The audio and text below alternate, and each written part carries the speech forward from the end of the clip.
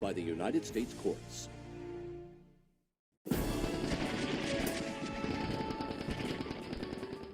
Vietnam veterans serve their country and risk their lives only to be faced with a lifetime of serious health issues linked to a chemical defoliant used by the government, Agent Orange. Unable to get satisfaction from Congress or the VA, the veterans turned to the courts, where a former Navy veteran sitting on the federal bench in Brooklyn got involved.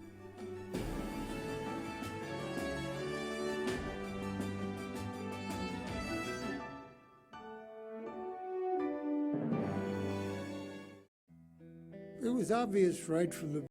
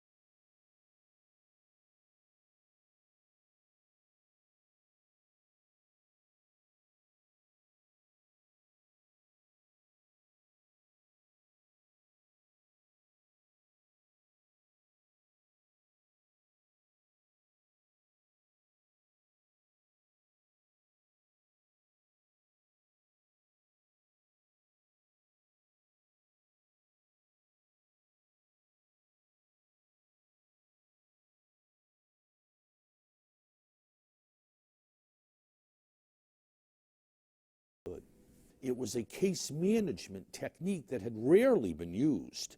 Just hours before, thousands of Vietnam veterans were supposed to be represented in court. Against 7 chemical companies, there was an out-of-court settlement.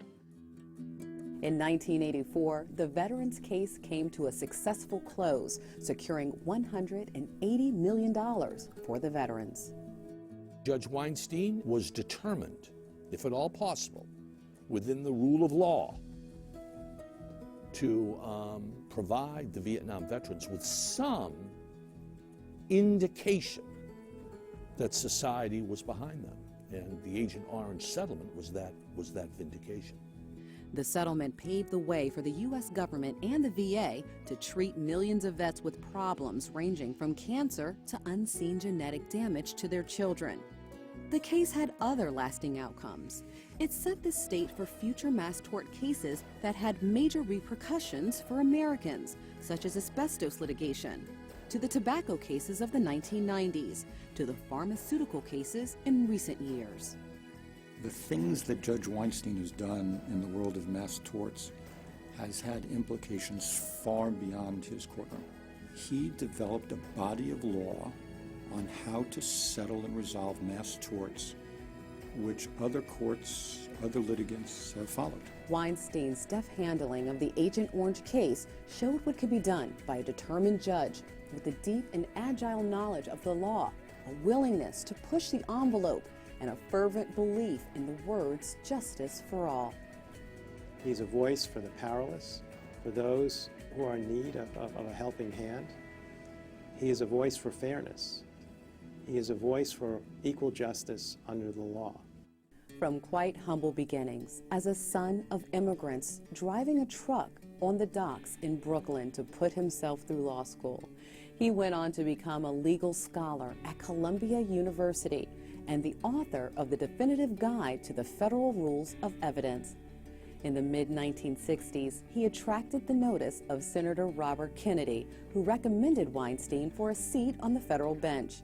He was appointed by President Lyndon B. Johnson in 1967.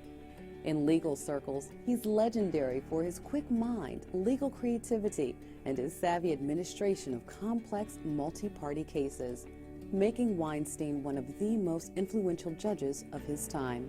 No matter what